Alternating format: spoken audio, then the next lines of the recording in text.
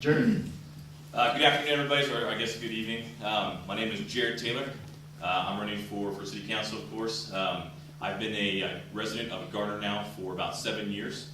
My wife and I, as well as my two daughters, I got my cheering section over there. I figured tonight I might as well bring out the big guns and get the cute factor over there a little bit, kind of better my chances, right?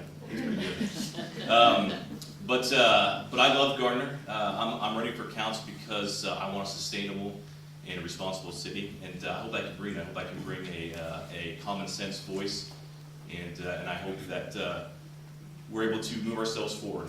But it's a great place. I have kids that go to school here, and it's a wonderful place to raise a family, and we should all be proud of that. And I think going forward, we can build on what we've done as a city and move forward. I'll go ahead and start answering the question. There's a couple things.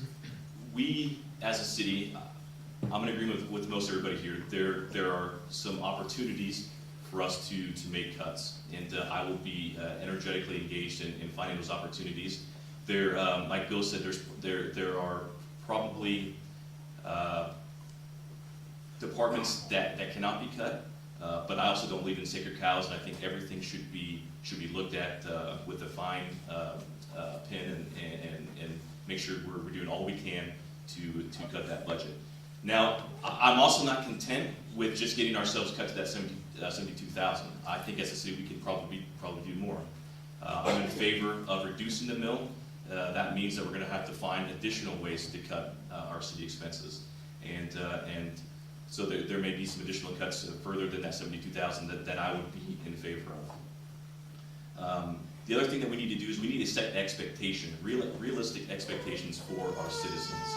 I think sometimes we fail to do that as a government, to make sure every citizen is informed, is well versed in what's happening with the budget, instead of trying, we get oftentimes scared of using the word tax increase or mill raises, budget cuts, whatever it may be. But we can't do that. We have to be honest and open to what's going on.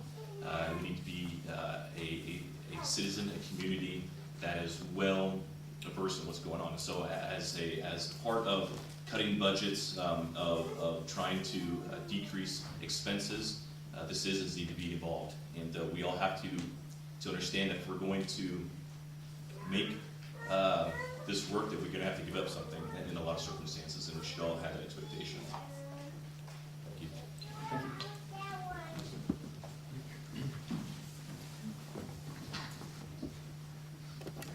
Well, that was fun to watch.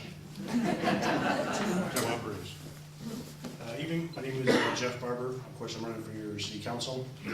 I've been here now for about 11 years in the Gardner area.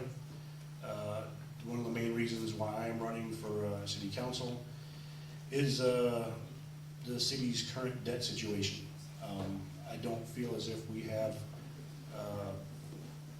a current watchdog, if you will, watching our debt right now, and I've seen it continue to increase over the last several years.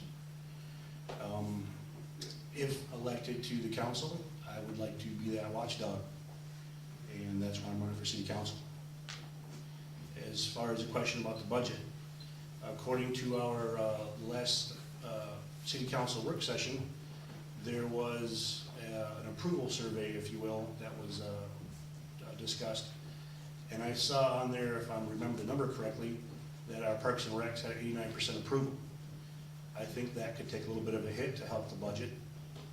One thing I would certainly not cut would be our public safety, as I just did a ride-along with our public safety this past Friday night. It did disturb me that we do have some great police officers who are reserve officers who are working for us out there on the streets for free. Some of them working several hours a month for free. Now, I understand that they are reserve, and a lot of them do it because they want to do it. But it does bother me that we're so short on police staff that we almost have to rely on it. So that's what I'll do as far as EC's budget. Very good, thank you. Larry.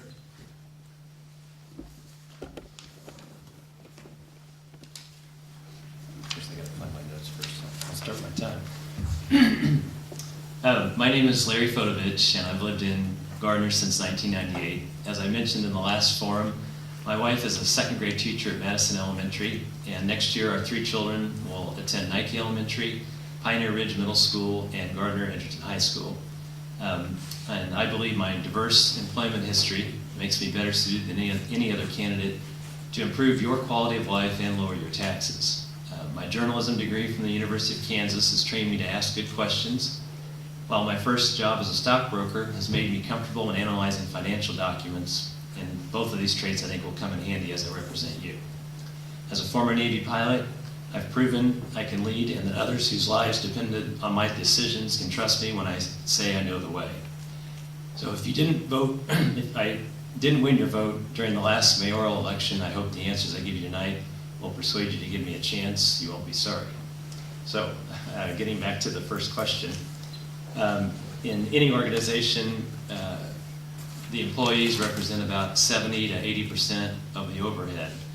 And so using a chart that I pulled off of the website, the Gardner website, you can see that this circle down here, that the if you were to, I know it's kind of hard to see, but basically it's about 75%. I mean, if you were to use that as a clock, the big hand would be on the 8, so that's about 75%.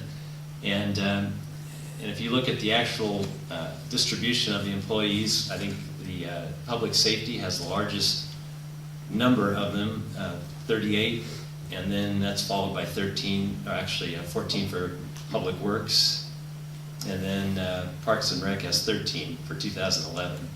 But honestly, until the voters, kind of give me the keys to the car, it's hard for me to check under the hood to see what we have. So I think it's premature to say that you need any cuts until you actually, get in there and start working and getting really into the budgets and the cash flow statements and things like that. As Bill said, only $72,000 is not that much versus the $300 that we faced last year.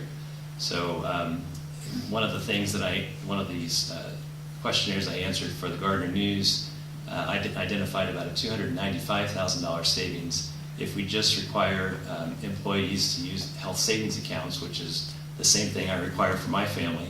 And not only would we save about $295,000, but each employee would also get between $2,100 and $3,600 in their health care account to spend any way they want to. It's almost like an IRA, and every year it would roll over, so they could take it with them to any other corporation or organization they want to go to. Very good, thank you.